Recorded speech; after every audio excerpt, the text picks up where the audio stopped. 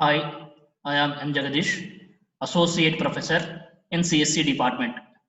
Please watch my videos, like and share my videos, and subscribe my channel.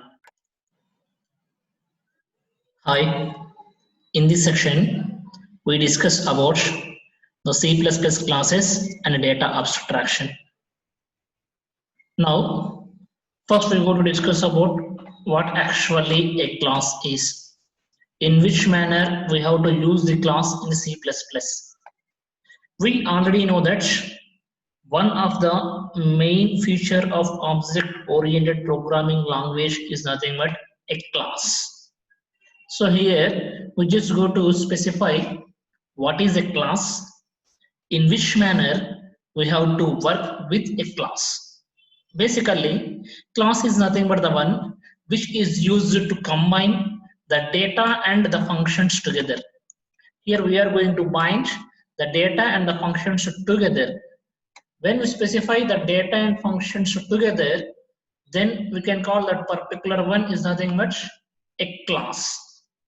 Once you define a class, then in C++ you have to create the object for a class. Now look at this particular one.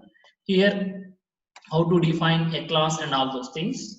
See, before going to discuss about in detail the definition and the syntax of the class, first of all, let me discuss about what is the data type of the class. See, we already know there are the different user defined data types, and those user defined data types are nothing but typedef, enum, structure, union, which we discuss in C.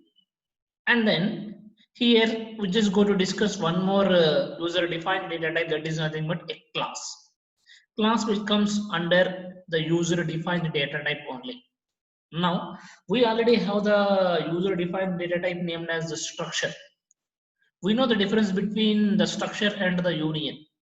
The only major difference between the structure and the union is nothing but the way how we are going to store the values in the memory. The structure will create the separate memory for each and every structure member, whereas the union will create only one memory space for the entire union members, which has the highest union member size. Now here we just go to specify the difference between the structure and union. By default, all the members in the structure are public, whereas in C we already know all those things, how to access the structure members, how to define the structure, how to create the structure variable, all those things. Now come to the class in C++. By default, all the members in the class are private. This is a major thing. And one more difference, you can add two structure members, that is two structure variables, but you cannot add two class variables. These are the very basic differences between the class and the structure, remember forever. So when you just go to specify the difference, the first and foremost difference between structure and your class is, by default all the members in the structure are public, by default all the members in the class are private. We discuss what actually private and publics are.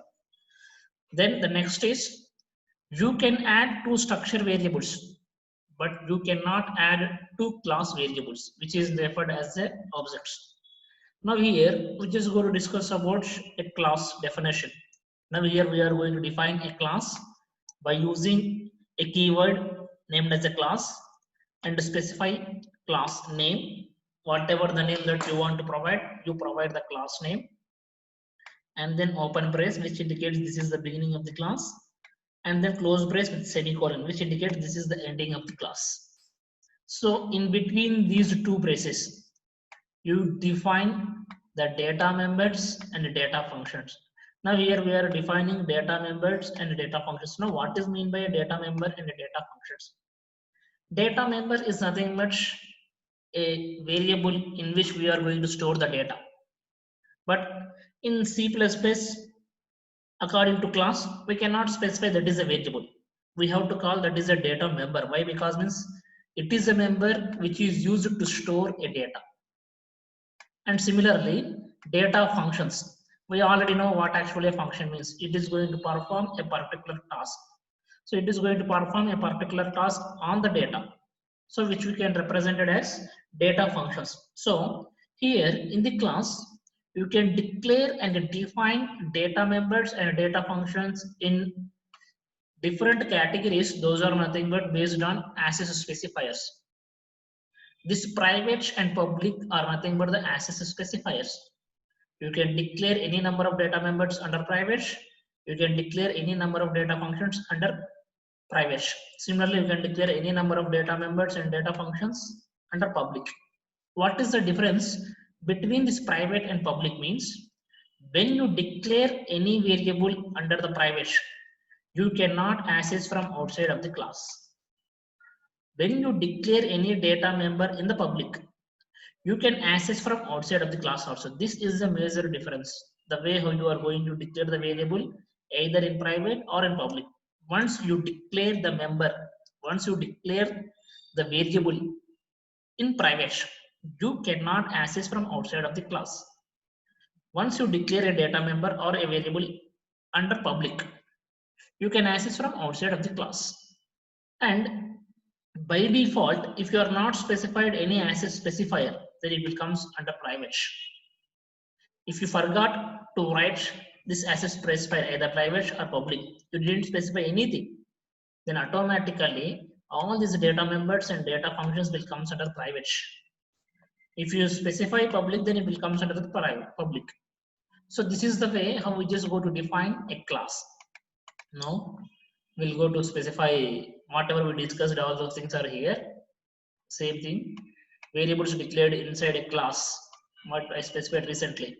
Variables declared inside a class definition are nothing but data members, and functions which I declared inside a class is nothing but member functions. Recently we discussed.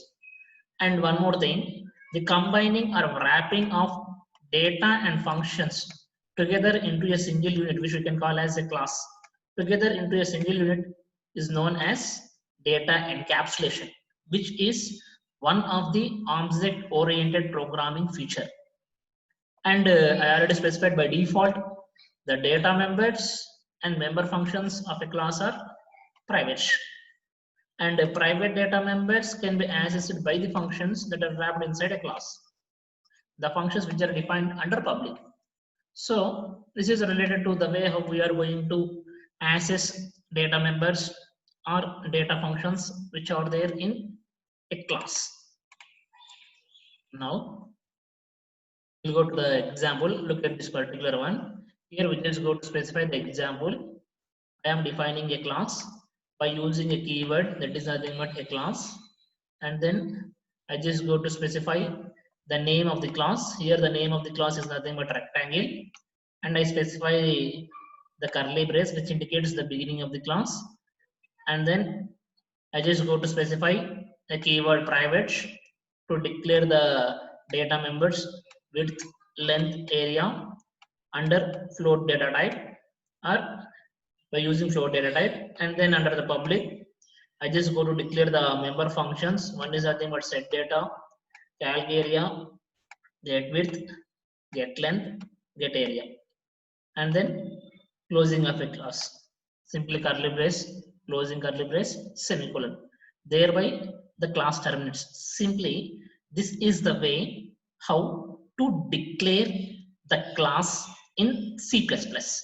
Earlier you defined the structure in C. The same thing happens, but the thing here is instead of structure, here we are using a class. And additionally, we have to specify as a specifier. Those are nothing but private and public. And you know already the variables, all those things. And then come to the next one. Access specifiers, I already specified. Now, here we are using two access specifiers. Those are nothing but private and public. Private means which can be accessed only by means of member functions. From outside of the class, we cannot access. By means of member functions only, we can access. Public means you can access from outside of the class also. You can access from outside of the class also. This is the difference between private and public access specifiers. And by default, the access specifier of a class is private. But for a good programming practice, you can keep to specify the access specifier as private explicitly. And this is about the access specifiers. Now, after this one, look at the definition of member functions. How you are going to define a member function. The defining of a member function is in two ways. You can define member function in two ways. One is inside the class and one more is outside of the class. Inside of a class is done as usual, how you define a function normally in C++ or in C. But when you are going to define a member function outside of the class, then definitely you have to use the operator named as scope resolution operator, 2 colons, scope resolution operator. Now look at this, how we are going to define a member function outside of the class. In order to define a function outside of the class, first of all, you have to use the return type, return data type. That is nothing but here the return data type is nothing but where that indicates this function set data is not returned any value. So return data type is void, and I just go to specify in which class the function is. So void is a return type, then I have to specify a class name. The class name here is rectangle, and then scope resolution operator, then set data. This is the name of the function, and for this function I am passing two parameters w and l with the data type float, and this is nothing but simply beginning of a function. In this I simply assign w value to width, l value to length, and then closing of a function. So this is the way how we are going to define a member function outside of a class. So to define a member function outside of a class, simply we have to use these things. Then go to the next one, how to declare the object or how to create the object. The object we can also refer with one more, that is nothing but instance of a class. So here I just go to specify, we are going to create the object. When once you define the class or when once you specify a class, then definitely in order to work on the member functions or on the data members, definitely you have to create the object. Here, this is the step which is used to create the object. The name of the object here is nothing but box. I am creating the object box for the class rectangle. So to this rectangle class, I am creating the box object. Now, after creating this box object, the main purpose for the box object is to create the object is we just go to access the data members and data functions. For that purpose, we are creating the object. And you may have a doubt what actually the object is practically. See, object is nothing but real world entity. Now, what is meant by this real world entity? One more question you may arise. What actually real world entity means? For example, assume now you want to write some information on your white page. So when you go to write some information, some data on the white page, then definitely you have to choose the pen. By means of the pen, you are going to write the data on the white page. Here, the pen is nothing but object. With the pen, you are writing the data on the page. Similarly, here also, with the box, I am accessing the data member or the data function in the class. And similarly, when you just go to write something on the board, then ultimately I have to use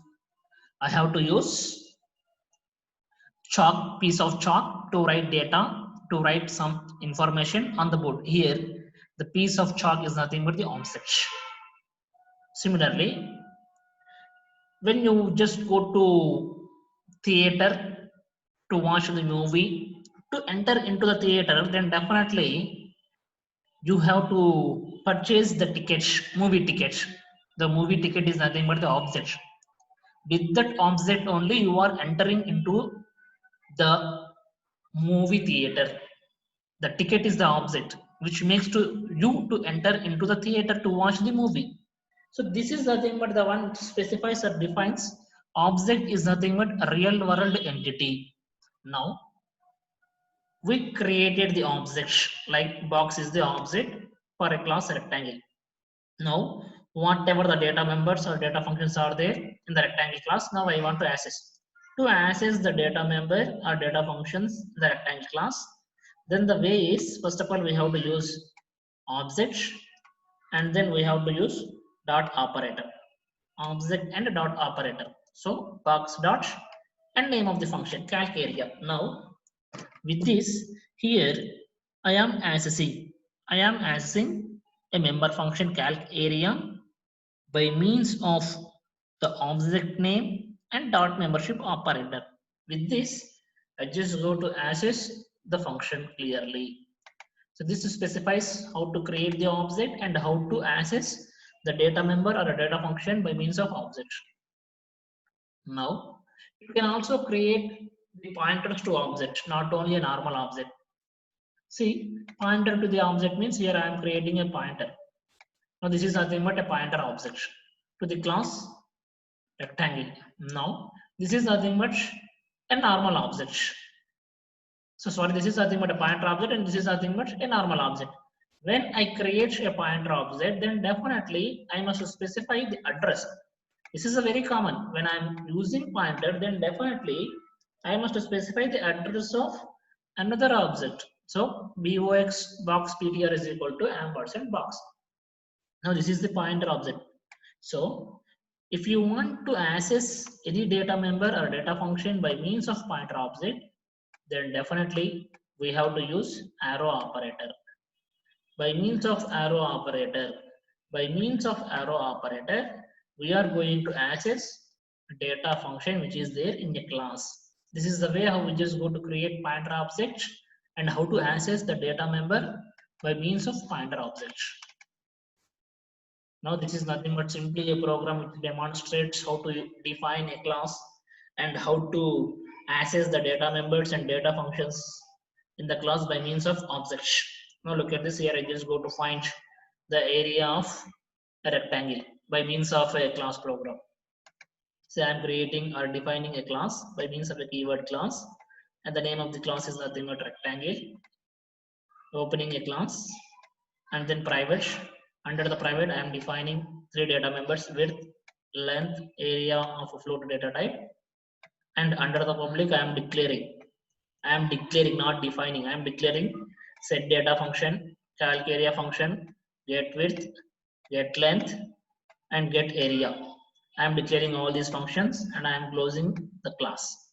So this is the way how we just go to specify the defining of a class.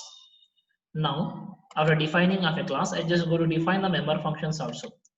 So to define a member functions, as usual, now I am going to define the member functions outside of the class. So when I am going to define a member function outside of the class, first I have to specify the return type of a function. It is a set data function, return type is void, and that set data function is there in the rectangle class. So I have to specify the class name rectangle, then scope resolution operator, then set data function with two parameters. Simply assign w value to width and then l value to length, then close the function. So the next, again I just go to define calc area function, return type is void, and the calc area is under rectangle class. It is not taking any parameters, so void data type. In this function I just go to calculate the area. So area is equal to width into length, then close the function. Now this is the way how to define the functions outside of the class. Then next, now still we have some other functions. Get width, again I am defining outside of the class. It is returning the float data type. It is there in the rectangle class. Scope resolution get width function, data type is void because there we are not passing any parameters.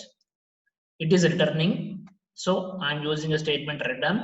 What it is returning means width value it is returning. Similarly, get length function I am defining. Return type is float. The function is in rectangle. Now I am asking a function get length in the rectangle class by using of scope resolution operator. So this function is returning. So when I am specifying it is returning, I must specify return statement. Return. What it is returning means length it is returning. Length value it is returning. And then get area function same as it is. It is returning float data type. The function is in rectangle class. And I am asking a function by means of scope resolution operator. Why? Because the get area is in rectangle class. So it is returning a value. So I must specify return statement. What it is returning means it is returning area. So this is the way how we are going to define the classes outside of the class. Then after that, come to the main function. Up to it, we define a class, we define the member functions outside of the class. All these things are nice. Now we move to the next one. Now look at this. When we just go to execute those operations, then definitely as like C in C++ also, the execution starts from main onwards. So main, which indicates the beginning of the program. Here I am going to create the object box for the class rectangle. Now I am here, I just go to specify two data members, wide and long with the data type float. Now here I just go to specify, I want to calculate the area. So I want to enter the width value. So with Cin, I am entering wide. With the Cout, I am entering the, with Cout, I just go to print what is the length, and with Cin, I am entering the long value. Now I am calling a function set data. So the wide value and long value will be passed to the function set data, and I am executing set data by means of object and dot operator. Similarly, I just go to call calc area. So in order to call the calc area, box dot calc area. So this is the way how we just go to work with these functions, executing the functions. And the cout which is used to print, simply here is the rectangle data which will be appeared on the output screen. Whatever the information that is there in the inverted commas, that information will be displayed on the output screen as usual. Cout is meant to print data on the output. Again width which will be displayed. So box.get width means it will get or it will display the width value. Similarly length. This is a function which is used to return the length value which will be displayed on the output screen by means of cout statement, same as it is area also. So box.area. And at last close the main function. Thereby the program terminates. This is the way how we are going to execute one normal simple C++ program. Then this is the program output. So when we just go to execute a program, whatever the statement that is there in cout, that will be appeared on the output screen like this. It is asking what is the width. Now 10. I am entering the enter key, pressing enter key. Now again it is asking what is the length. I am entering 5. Again I am pressing enter key. Then it is displaying here is the rectangle data, width 10, length 5, area is 10 into 5, that is 50. So this is the way how we just go to execute a program in C++. Then apart from this, now array of objects. Up to it, specify we discuss what is meant by the class and how to define a class and how to define or declare the object for the class and how to access the data members and data functions of the class and execute the program, all those things. In the earlier program, we specify the creation of the object, means we are creating only one object. So with only one object, we are asking the values like width and length by passing the values. So it creates one copy. If we want to create multiple number of copies of the same class by single object, for the first copy, whenever the program terminates, ultimately it will be erased whenever we enter second copy values. Why? Because means we have only one object. So the last values will be erased and the latest values will be stored. But now my requirement is last values will be there and the latest values will also be displayed. So whenever I want to specify the multiple number of values of the objects, then I just go to specify array of objects, not only a single object. Here I just go to discuss array of objects, which is used to specify multiple number of objects. So when I just go to specify number of objects, now look at this particular one. I am going to create multiple objects, not only a single object of the same data type, of the same class, not for the different classes. For a single class, I am creating multiple objects. Now look at this.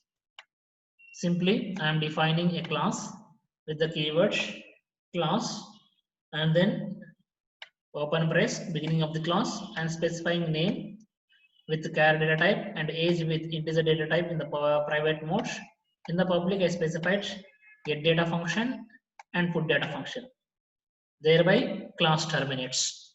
So simply in the class, I am defining two data members and declaring two member functions. Now, come to the function definition. Now here, I just go to define a function get data, and the return type is void, and the get data is there in employee class. So simply, I define the class outside. So I'm using scope resolution operator. Simply here I just go to enter the name and age by means of cout. It will be displayed on the output screen. With cin statements, I am entering name and age. Again, I am going to define put data, which is there in employee class. Return type is void. I am defining outside of the class. So scope resolution operator, and then by means of cout, I just go to display the name and age on the output screen. So these two functions are used. One is used to enter the name and age, and one more is used to display the name and age on the output screen. So this is the way how we just go to work with functions and defining with the functions. Now come to the main program. See, my intention is I just go to create array of objects, not only a single object. If there is only E, there is no file. If there is only E, that indicates it is only one object. It creates only one object. But here I don't want to create only one object. I am going to create array of objects. So when I am going to create array of objects, then the array of objects will create like this E of a file, which indicates E is the object of the class employee, which is going to create 5 copies, 5 objects, E1, E2, E3, E4, E5 of the employee class only. Now this is the normal variable. See the difference between the object and the normal variable. Now with the normal variable, I just go to execute the for loop form. For loop, I is equal to 0, I less than 5, I plus plus, which indicates that the loop will execute up to 5 times. E of I dot get data. Whenever I value is 0, E of 0 dot get data means for the first time it is executing get data function and it is reading the employee name and age. Then I plus plus. I plus plus will execute. So whenever I plus plus executes, the I value will becomes 1.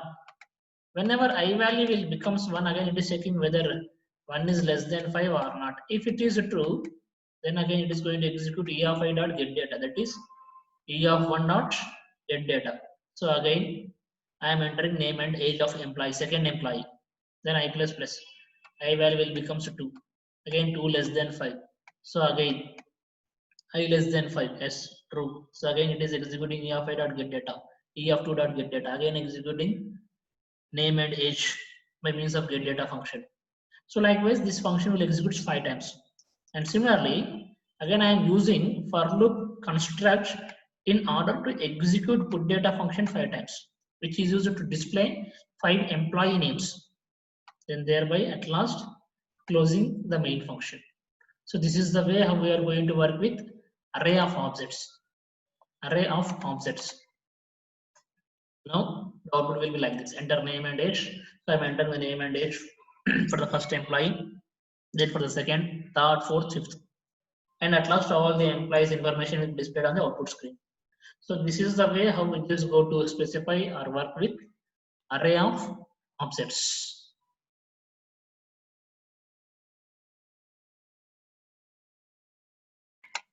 Now here we execute the program which demonstrates a class.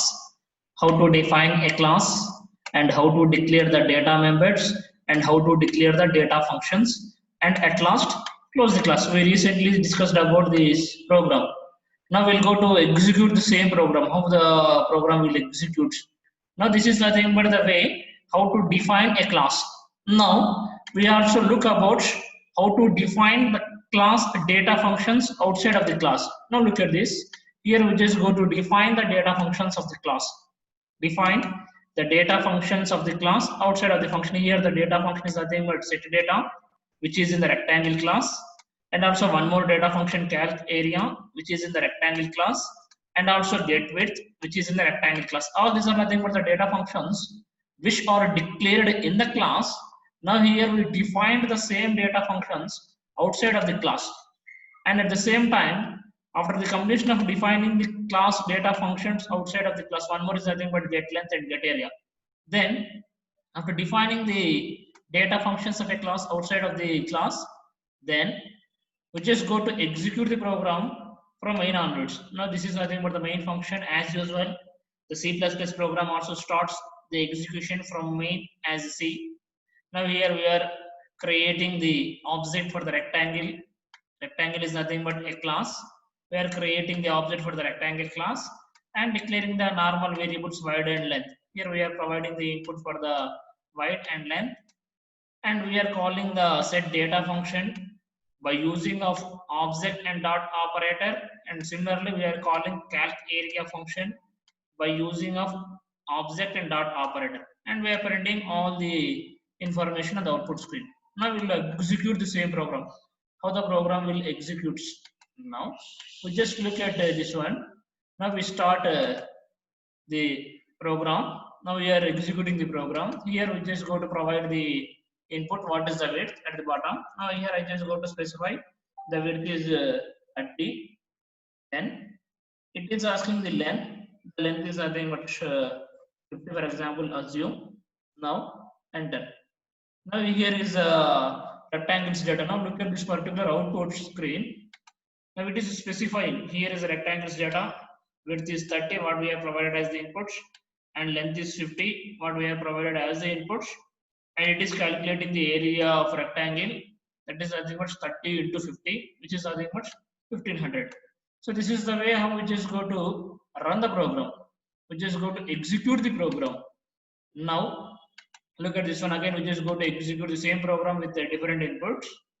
Now here I am running a program. It is asking the outputs again. Now what is the width? Now for example, assume here I just go to provide 100 is the width, and similarly what is the length? I am providing 200 as the length. Now again look at this. What is the length? That is the what is the here is the rectangles data. Here we just go to specify the rectangles data. Width 100, length 200, and area 20,000. 100 into 200. So this is the way how we just go to execute the program, which specifies or which demonstrates the class.